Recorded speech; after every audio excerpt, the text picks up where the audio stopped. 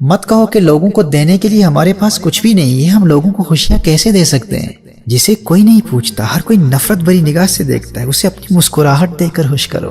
دوسروں میں خوبیاں تلاش کرو، ان کی اچھائیوں کی تعریف کر کے ان کے دل کو خوش کرو۔ ہمارے معاشرے میں تنقید اور نکتہ چینی اس قدر عام ہو چکی ہے کہ ہم تعریف کرنا ہی بھول گئے۔ اگر کسی نے اچھا لباس پہنا ہو تو اس کی خوش لباسی کی تعریف کر کے اسے خوشی دو۔ اسے کہو کہ بھائی آج تو آپ دھلے لگ رہے ہو۔ کسی سے اچھی خوشبو آ رہی ہے تو اپنے اندر دوسروں کی تعریف کرنے کا حوصلہ پیدا کر کے سب کے سامنے اس کی خوشبو کی ستائش کرو۔ کہو یار آپ کے ذوق کی داد دینی پڑے گی، ایسی بہترین خوشبو لگا رکھی ہے آپ نے۔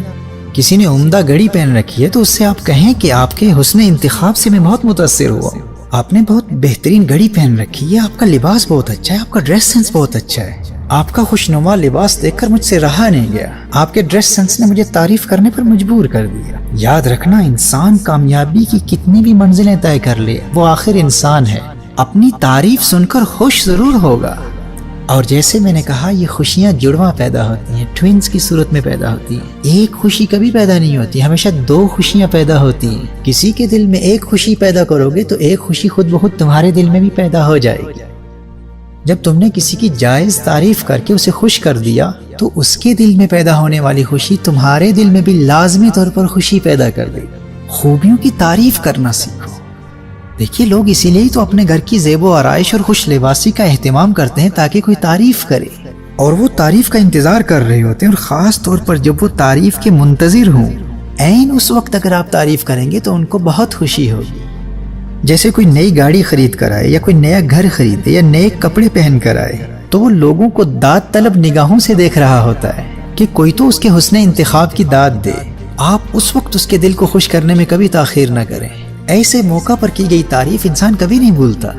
اسی طرح اگر کسی کے بچے باادب ہوں، مہمان نواز ہوں، والدین کی مدد کرتے ہوں تو والدین کے سامنے بچوں کی بھی تعریف کریں، اور والدین کی حسن تربیت کی تعریف کر کے بچوں اور والدین دونوں کا دل خوش کر لیں۔ کوئی کسی پارٹی میں یا کسی میٹنگ میں اچھی گفتگو کر رہا ہو تو اسے ایکنالج کریں، اسے اپریشیٹ کریں، اسے بتائیں کہ آپ تو کمال گفتگو کرتے ہیں۔ کسی کے گھر جائیں تو یاد رکھیے گا کہ لوگ اپنے گھر کے مہمان خانوں کو اسی لیے سجاتے ہیں کہ کوئی مہمان آئے اور تعریف کرے۔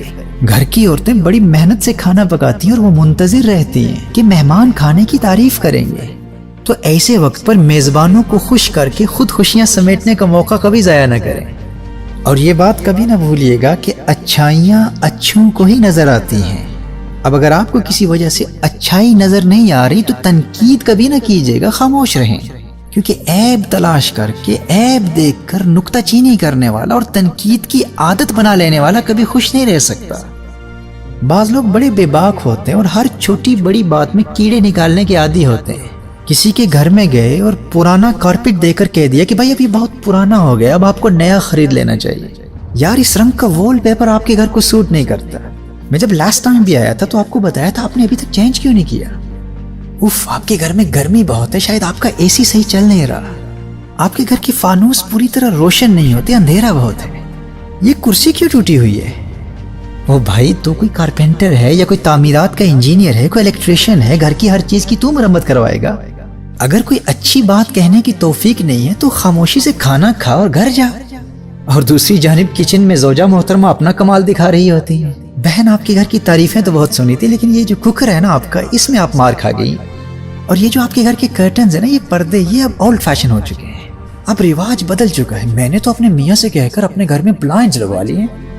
یہ جو آپ کی واشنگ مشین ہے نا، آپ کہتی ہیں تو مان لیتی ہوں کہ کپڑے اچھے دھل جاتے ہیں، لیکن اس کی آواز سے مجھے سر درد ہو گیا، یہ تو بہت لاؤڈ ہے نا۔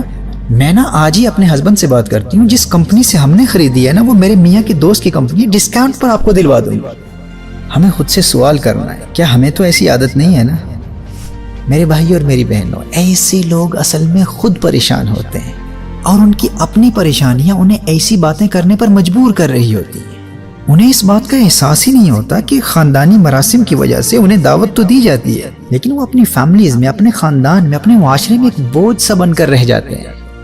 وہ اس حقیقت کو سمجھ ہی نہیں پاتے کہ تنقید لوگوں کو کوتاہی کا احساس دلاتی ہے، اور کوئی شخص اپنے آپ کو کوتاہ باور نہیں کرانا چاہتا۔ لہٰذا لوگ ایسے نکتہ چینیاں کرنے والے، تنقید کرنے والوں سے دوری میں ہی عافیت سمجھتے ہیں، اور یہ نادان اسی خوش فہمی میں رہتے ہیں کہ آج میں نے فلاں کی ٹھیک ٹھاک تحقیر و تذلیل کی، آج میں کامیاب ہو گیا، یہ اسی کو اپنی کامیابی سمجھ رہے ہوتے ہیں، لیکن در حقیقت یہ بیمار ہوتے ہیں، یہ لوگوں کو پریشانی دے دے کر خود پریشان ہو رہے ہوتے ہیں، کیونکہ قانون یہی ہے، جو دو گے وہی ملے گا، خوشی دو گے خوشی ملے گی، غم دو گے غم ملے گا۔ یہ لوگ در حقیقت بہت اداس ہوتے ہیں، پریشانی میں زندگی گزار رہے ہیں، یہ کبھی کسی میں خوبی تلاش کرنے کی کوشش ہی نہیں کرتے، تو تعریف کیا کریں گے؟ ایسے لوگ اگر خوشحال زندگی گزارنا چاہتے ہیں نا، تو ان کے لیے ضروری ہے کہ وہ اپنے رویوں میں تبدیلی لائیں، شہد کی مکھی کا طرز عمل اپنائیں جو میٹھے پر بیٹھتی ہے اور کڑوے سے کتراتی ہے، اور گھریلو مکھی کی عادت سے بچیں جو ہمیشہ زخموں کی تلاش میں رہتی ہے۔ انفارچونیٹلی ہمارے ہاں لوگ ہیومن ریلیشن سے ریلیٹڈ سائنسز سے اس قدر غافل ہو چکے ہیں کہ بجائے لوگوں کو خوش کرنے کے مواقع تلاش کرنے کے، اپنے سخت اور تلخ جملوں سے لوگوں کا دل توڑنے میں فخر محسوس کرتے ہیں، اور پھر کہتے ہیں کہ ہماری زندگی میں سکون کیوں نہیں ہے، خوشی کیوں نہیں ہے۔ تو بات وہی ہے، جو دو گے وہی ملے گا، خوشیاں دینے والے بن جاؤ، خوش رہو گے، غم دو گے تو غمگین رہو گے۔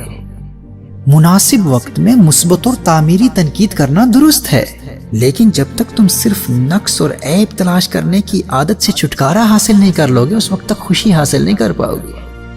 وہ ایک نوجوان نہایت اعلیٰ درجے کی مہنگی پرفیوم لگا کر اپنے دوست کے ساتھ کھانے کی میز پر بیٹھا۔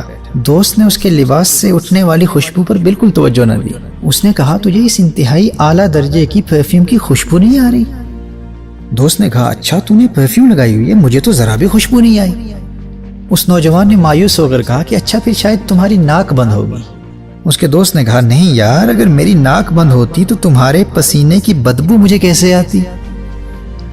یہ ایٹیٹیوڈ بدلنا ہوگا، کیونکہ اگر آپ نکتہ چینی اور تنقید کی بیماری میں مبتلا ہیں تو آپ کبھی خوشی حاصل نہیں کر پائیں گے۔